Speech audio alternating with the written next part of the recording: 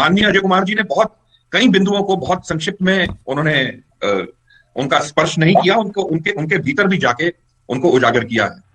सबसे अगर उसका उसका अगर जिसको कहे ना इंग्लिश में डिस्टिल्ड वर्जन, उसका जो निचोड़ है वो है मर्म। एक शब्द आया मर्म। तो क्योंकि हम धर्म के साथ जुड़े हैं और किसी ना किसी प्रकार से तथाकथित रूप से धर्मनिरपेक्ष भी कहलाते हैं, बहुत गहन विषय है और मैं इसको सिर्फ इस विषय को केवल प्रणाम कर हम हैं। जिस कॉन्स्टिट्यूशन में हम हैं उसी कॉन्स्टिट्यूशन में आप ये देखें कि पार्ट 3 में भी आपका आर्टिकल 29 है। उसी पार्ट 3 में आपके आर्टिकल 29 के बाद आर्टिकल 30 है। क्या ये सापेक्ष है या निरपेक्ष है या उपेक्ष है, ये विचार करनी है। और आज तक हमने इसको पार्ट 3 में ही क्यों रखा है? अरे पार्ट 3 में तो आपकी राइट टू लाइफ है, आपके आर्टिकल 21 है, आपका आर्टिकल 19 है, जिसको आप बोलते हो कि ये आत्मा है हमारे संविधान की।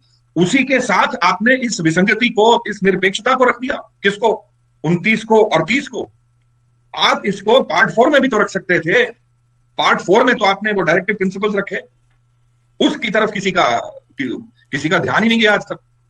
केवल पार्ट 3 में रह गए। और पार्ट 3 में भी क्या? आर्टिकल 14, आर्टिकल 19 और आर्टिकल 21।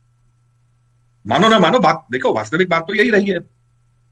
तो आज जो मंथन का विषय है, आज जो हमने अब साक्षी भाव से उठकर मुखरता की ओर आना है, ये उसकी प्रथम कड़ी है कि हम इस 29 और 30 को इस पार्ट 3 में से ये जो बंदी बनी पड़ी है, इसको यहां से मुक्त कैसे करें, इसके बारे में हमें आगे सोचना है।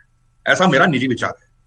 क्योंकि अगर इतनी बड़ी कॉन्स्टिट्यूशनल अमेंडमेंट 42 में संशोधन से हो सकती है, जिसने मूलभूत एक जिसको बोलते हैं सारा परिवेश ही जिसने बदल के रख दिया हो, तो यहां इनको ठीक है। तो और माइनॉरिटी क्या?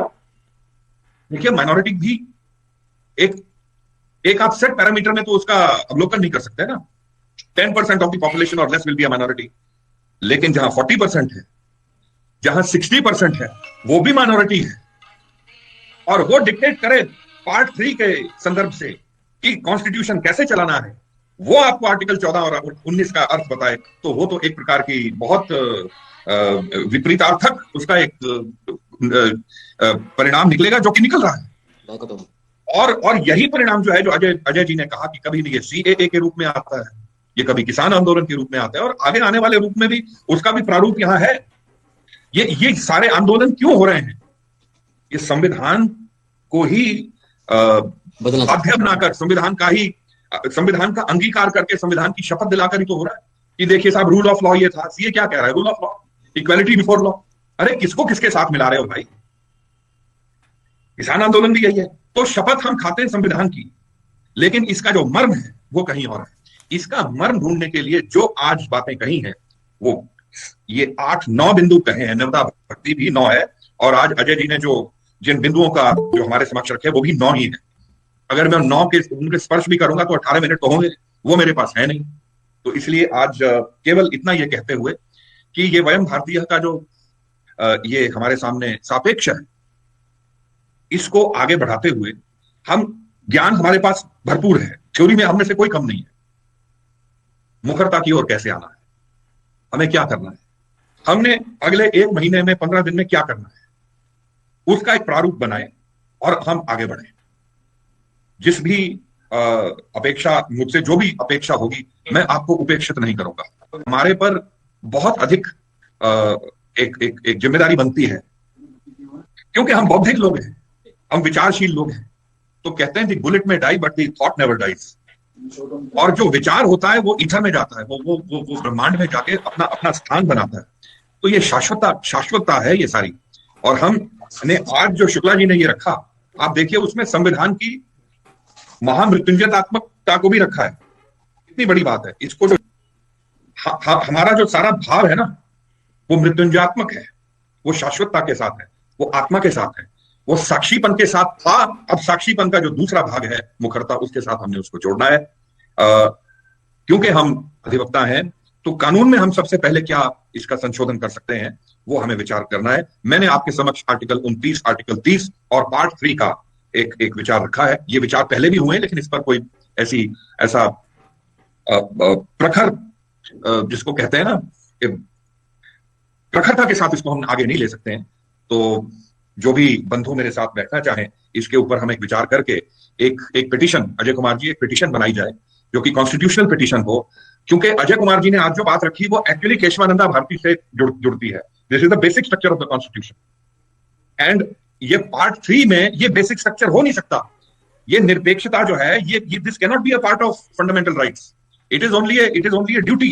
It is at best in part 4, not in part 3। तो यहां से जिस दिन ये हटा तो आपका सापेक्ष जो है वो अपने आप उजागर होने लगेगा और निरपेक्ष जो है वो कमजोर होने लगेगा।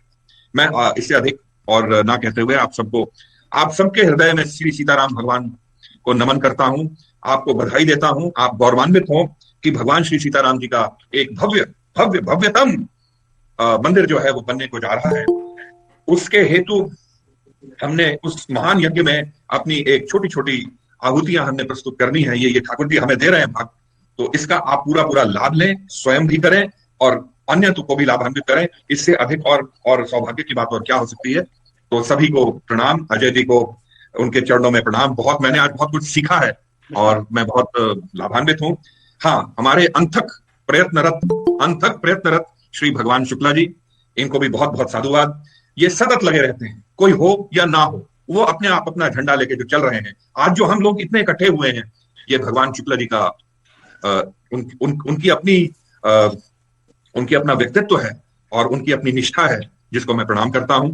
उनके पुत्र जो है वास्तव में श्रवण है, उनको भी प्रणाम करता हूं। आप सब जो सामने हैं मेरे, विशेषकर श्री घनश्याम मिश्रा जी, जिनकी पृष्ठभूमि में भगवान जगन्नाथ, श्री सुभद्रा और ठाकुर बलदेव जी हैं, ये दर्शन कराने के लिए बहुत बहुत धन्यवाद, बहुत बहुत साधुवाद। जय श्री राम।